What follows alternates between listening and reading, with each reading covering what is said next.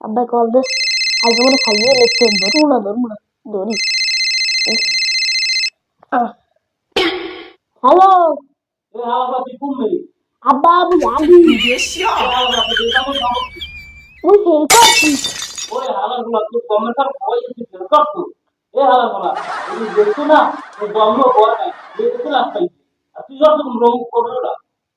আরে হে তো হ্যাঁ বয়ফ্রেন্ড তো দেখতে দিতে হ্যাঁ চাইতেছে বয়ফ্রেন্ড তো এমন কি একটাও কি ইয়েছে ডাউন দিয়েছে